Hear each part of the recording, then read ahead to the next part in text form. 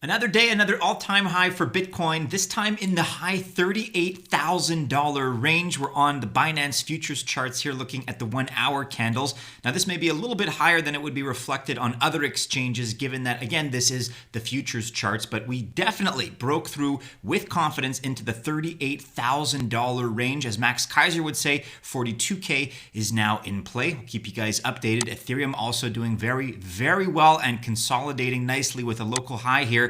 Again on the futures, but as you can see, $1,234 as it coils up and readies itself to test new all-time highs. Today we are looking at altcoins. We're looking at Chainlink, at Matic updates. We're also celebrating the fact that Ethereum is now a top 100 global asset. There's a lot of other regulatory news as well that we're going to get into. So guys, if you like this kind of content, Bitcoin, blockchain, and cryptocurrency, be sure to like and subscribe to Altcoin Buzz. Happy Thursday, members of the Altcoin Buzz Army. We're celebrating the fact that we hit $1 trillion in the total cryptocurrency market cap. Yesterday, when we were in the mid $900 billion range, we were kind of pontificating whether or not it could happen, how soon it would happen. And just like that, we added $100 billion to the space in about 24 hours or so. We're up again 8.6% since yesterday in the last 24 or so hours. You're really beginning to see a palpable interest. People just flooding into this sector, people throwing money. I find myself kind of juggling friends' requests that are asking, well, what do I do? What's your interpretation? What would you suggest about this? Can you invest such and such?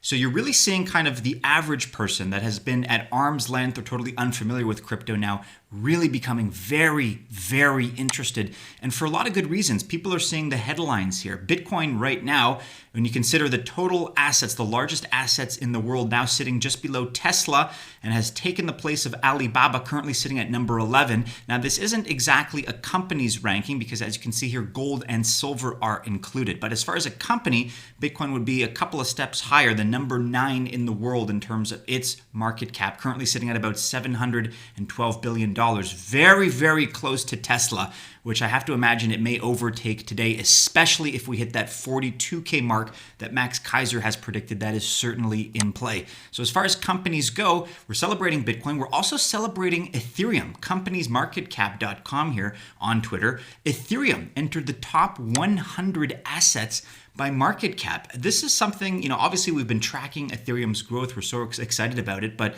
number 100 in the world at about $131.12 billion total market cap. Going back to CoinGecko.com here, you can see that Ethereum's dominance is also rising. Bitcoin's dominance is starting to fall a little bit. It will continue to fall as the altcoins now come into the spotlight. But check out Ethereum's dominance, 13.3%. We haven't seen it that high in quite a while. And as we chase previous all-time highs, $1,448, and pursue new all-time highs, keep an eye on this number. It is expected to rise, and it's expected to rise quickly. We have so much positive regulatory news that's happening right now in this space, and it's not the most sensational, it's not the sexiest news in the world, but we do want to cover it because it's going to have an impact on how things unfold over the course of really the medium and the long term. Starting here on Cointelegraph.com, Japanese telecoms giant Softbank Corporation joins crypto regulatory group JSTA. So Softbank's telecoms arm is set to become the latest member of the Japanese Security Token Association. This is important because the association is part of a group of advocacy and self-regulatory bodies that exist within the Japanese cryptocurrency and blockchain space. In April of last year, Japan's Financial Services Agency certified both the Japan Security Token Association and the Japan Virtual Currency Exchange Business Association, or JVCEA, as recognized financial instruments and exchange associations. Okay, so why is it important? Well, SoftBank's membership to the JSTA furthers the firm's crypto and blockchain involvement, and the tech conglomerate has invested in a number of blockchain projects focused on deploying the novel tech in the telecom sector.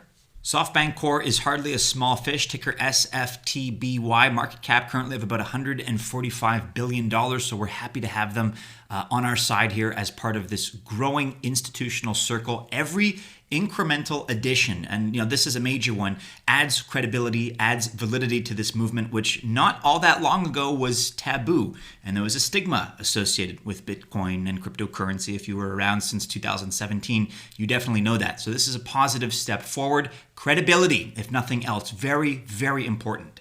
Let's pivot now from Japan to South Korea, where we have some good news in the form of NXC CEO Kim Jeong-ju, who is the founder of Nexon, a game company. They started to acquire Bithumb, which, as you know, is the largest cryptocurrency exchange in Korea. So according to South Korean media, Nexon plans to take a 65% stake in Bithumb. And in the third quarter of 2020, the number of subscribers to Bithumb reportedly exceeded 5 million. This is a major network and it's growing rapidly.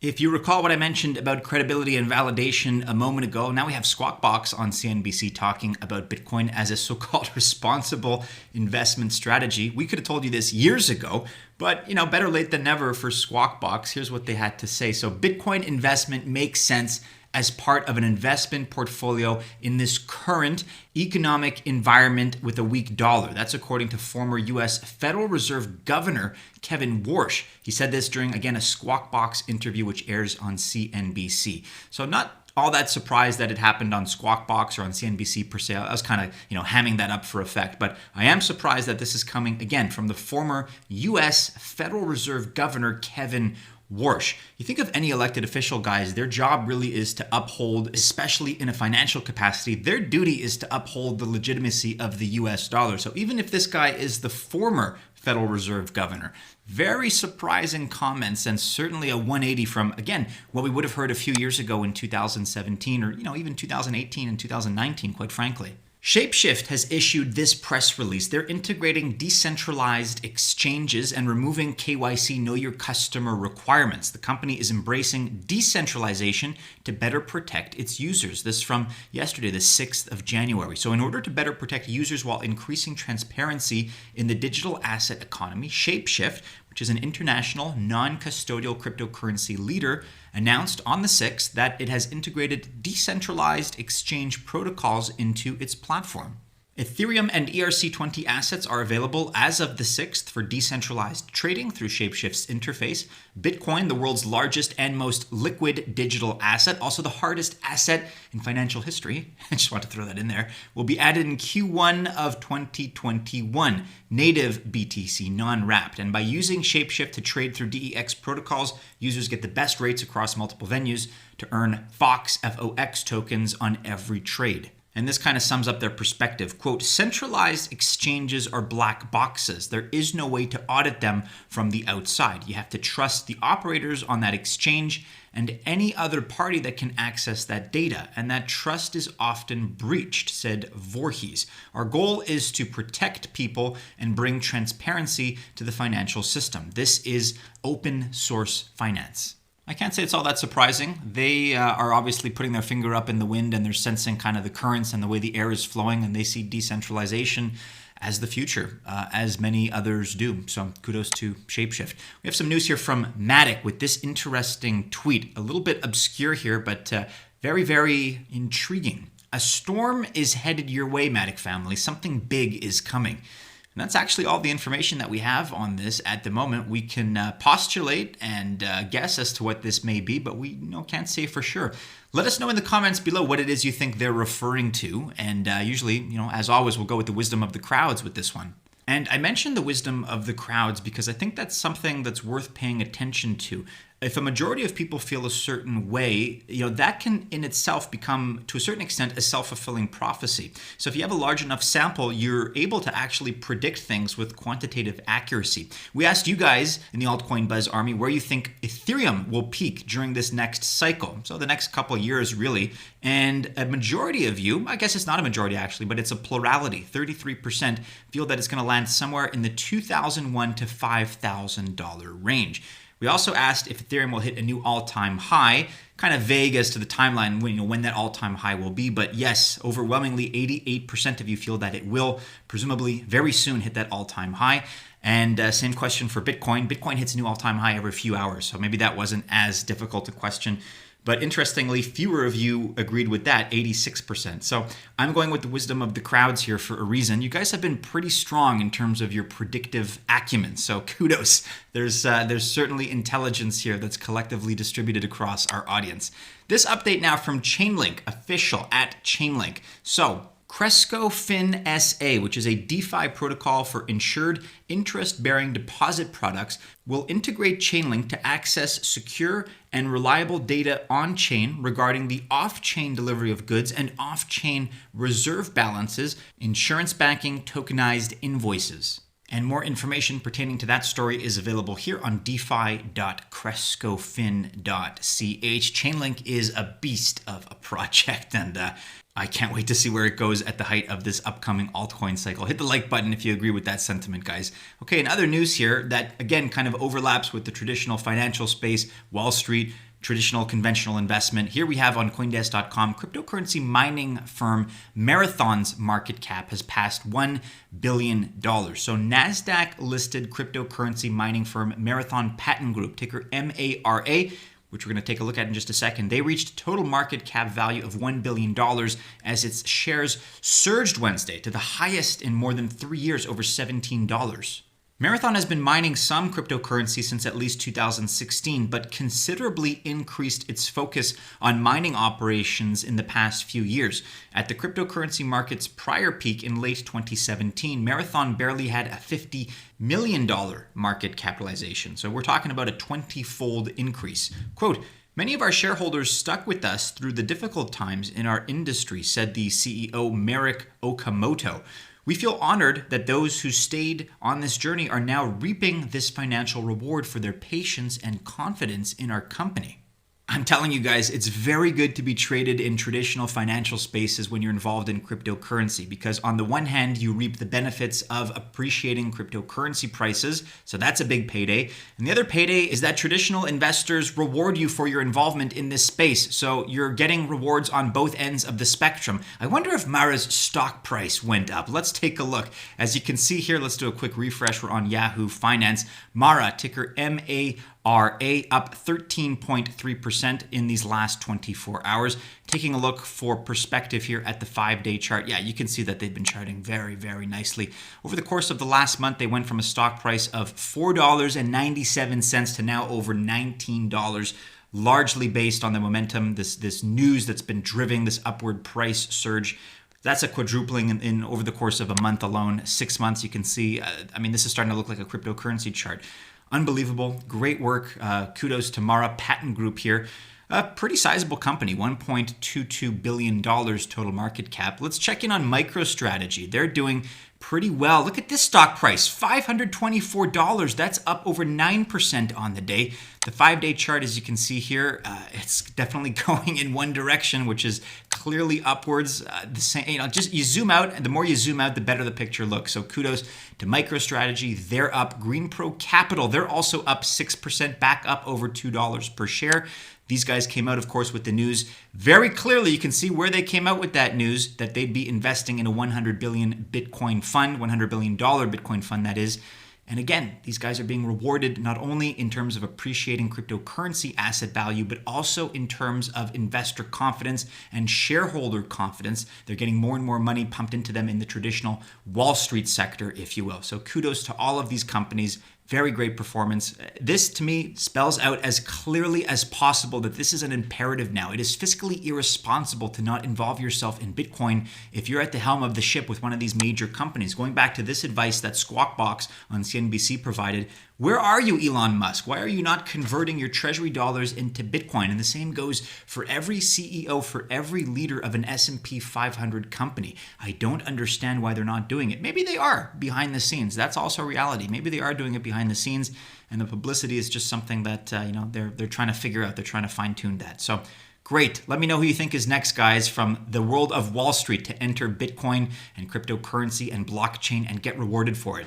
We also have this institutional news via CoinDesk. FiCAS's actively managed crypto ETP gets green light for European expansion. So the Swiss crypto investment manager FiCAS AG says it's received regulatory approval to make its cryptocurrency exchange traded product, or ETP, available across the European market. FiCAS said EU approval gives it the green light for all types of investors in the European Union to purchase the BTCA through their bank or broker.